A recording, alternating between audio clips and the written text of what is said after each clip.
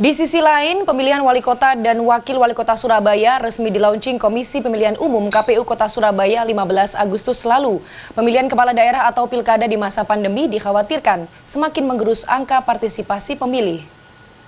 Partisipasi pemilih di Pilwali Surabaya pada 2015 lalu sangat rendah. Surabaya menduduki peringkat terendah kedua se-Jawa Timur setelah Kabupaten Gresik. Partisipasi pemilih saat itu hanya 51,34%. Di masa pandemi COVID-19 saat ini, angka itu bisa saja semakin merosot. Beberapa faktor yang menjadi penyebab adalah sosialisasi Pilwali kurang maksimal karena khawatir penularan COVID-19. Melalui launching ini, KPU Kota Surabaya berharap bisa meningkatkan partisipasi pemilih pada hari pencoblosan 9 Desember mendatang. Kami sejauh ini memang secara lahir batin ya sudah kita untuk targetnya kita memenuhi target dari KPU RI, tetapi kemudian realistis di lapangan. Setidaknya kalaupun nanti ada penurunan target itu kami akan cukup rasional ya, di angka sekitar 65%-an.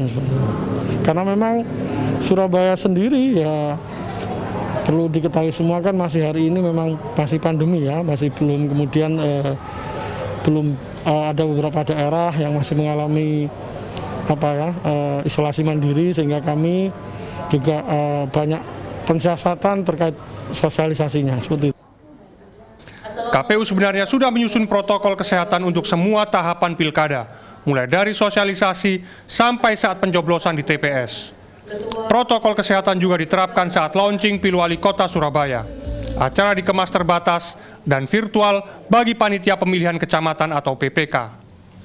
Badan Pengawas Pemilu atau Bawaslu Kota Surabaya meminta KPU Surabaya untuk semakin memasifkan sosialisasi Pilwali.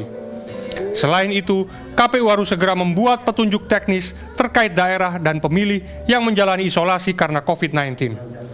Bawaslu menegaskan, situasi itu tidak boleh membuat seseorang kehilangan hak pilihnya.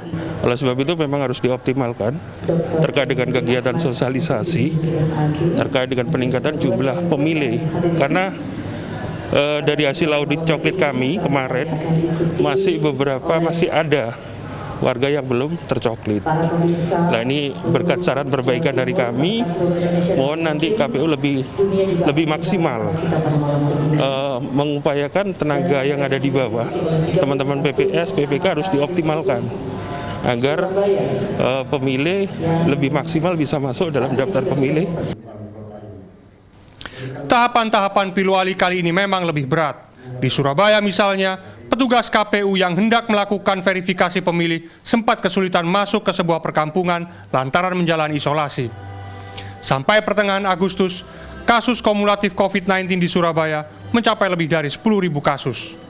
Miftah Farid, Herudi Sudarmanto, Surabaya,